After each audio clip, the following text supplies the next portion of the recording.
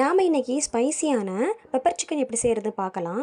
அதுக்கு first masala ready பண்ணிக்கலாம். பட்டை 2 எடுத்துருக்கேன், கிராம்பு 2 எடுத்துக்கலாம், நல்ல மிளகு வந்து 1½ ஸ்பூன் எடுத்துருக்கேன். இப்போ வந்து இன்னும் காரம் வேணும் அப்படின்னா கூட ஒரு அரை ஸ்பூன் எடுத்துக்கலாம். சோம்பு 1 டீஸ்பூன் எடுத்துருக்கேன், கசகசா அரை டீஸ்பூன் எடுத்துருக்கேன், கூடவே ஒரு டீஸ்பூன் வந்து ஜீரகம்.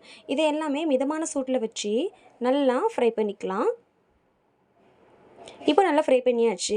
இதை ஒரு மிக்ஸி ஜாரில் போட்டு அரைச்சி எடுத்துக்கலாம். நல்லா ஃபைன் பேஸ்ட்டாக அரைச்சி எடுத்துக்கணும். இப்போ நல்லா பவுடராட்ட அரைச்சி எடுத்தாச்சு. இப்போ அதுக்கப்புறமா பாத்திரத்தை அடுப்பில் வச்சுக்கலாம்.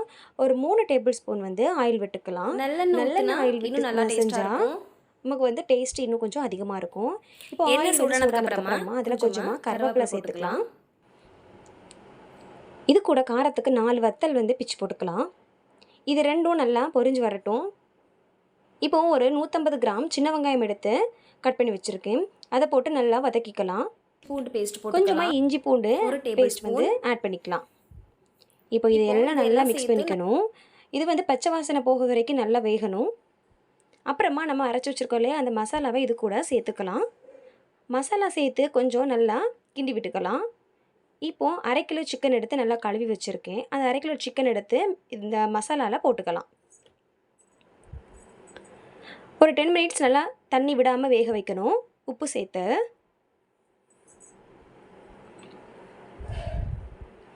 ஃபஸ்ட்டு தண்ணி விடாமல் வேக வச்சோம் அப்படின்னா அந்த சிக்கன்லேயே கொஞ்சம் தண்ணி இருக்கும். அது வந்து டேஸ்ட் இன்னும் கொஞ்சம் நல்லாயிருக்கும்.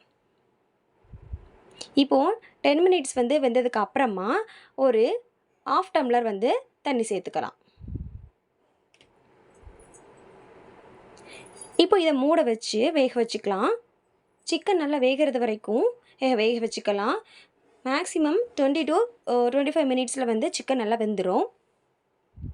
இப்போது சிக்கன் நல்லா வெந்தாச்சு. சுவையான நல்ல காரசாரமான பெப்பர் சிக்கன் ரெடி. நீங்களும் இதை செஞ்சு பார்த்துட்டு எப்படி இருக்குது அப்படின்னு கமெண்ட் பண்ணுங்கள். தேங்க்யூ.